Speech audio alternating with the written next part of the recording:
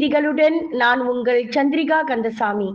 கடந்த ஜூலை 2 தொடங்கி 4ஆம் தேதி வரையில் யுனைடெட் ஸ்டேட்ஸ் அமெரிக்கா அலபாமா பிரிமிங்கமில் உலக அளவிலான போலீஸ் மற்றும் தீயணைப்பு போட்டி நடைபெற்றது.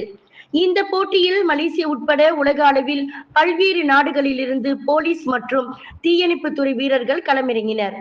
இங்கு நடைபெற்ற பேட்மிண்டன் போட்டியில் அரசு மலேசிய போலீஸ் படை அணியை பிரதிநிதித்து களமிறங்கிய கோம்பாக் மாவட்ட போலீஸ் உயர் அதிகாரி ASP வரலட்சுமி ஜெயபாலன் 1 தங்கம், 1 வெள்ளி, 3 வெண்கலம் என மொத்தம் 5 பதக்கங்களை வென்று மலேசியாவிற்கு, குறிப்பாக அரசு மலேசிய போலீஸ் படைக்கு பெருமை சேர்த்துள்ளார். இவரை தொடர்ந்து ஜோகூர் மாநில போலீஸ் படை சிறப்பு பிரிவைச் சேர்ந்த கான்ஸ்டபிள் தினகரன் செல்வதுரை பேட்மிண்டன் இரட்டையர் ஆண் பிரிவில் வெள்ளி பதக்கம் வென்று சாதனை படைத்துள்ளார். தனிநபர் மற்றும் இரட்டை பிரிவுகளுக்கான பேட்மிண்டன் போட்டியில் அரசு மலேசிய போலீஸ் படை அணி 6 தங்கம், 5 வெள்ளி மற்றும் 5 வெண்கலம் என மொத்தம் 16 பதக்கங்களை வென்றுள்ளது.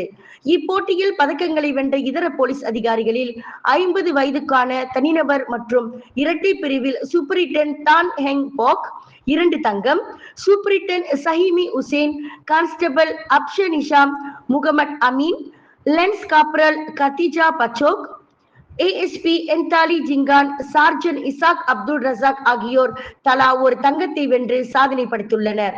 ஒவ்வொரு ஆண்டும் இப்போட்டியில் மலேசிய நாட்டை பிரதிநிதித்து போட்டியில் பங்கெடுத்து நாட்டுக்கு வெற்றி பதக்கங்களை குவித்து வரும் ASP வரலட்சுமி போட்டியை முடித்துக்கொண்டு நேற்று நாடு திரும்பினார். சந்திப்பின் பொழுது உலக போலீஸ் மற்றும் தீயணைப்பு போட்டி என்பது உலகம் முழுவதும் உள்ள போலீஸ் மற்றும் தீயணைப்பு துறை ஊழியர்களுக்கான விளையாட்டு போட்டியாகும் என கூறினார்.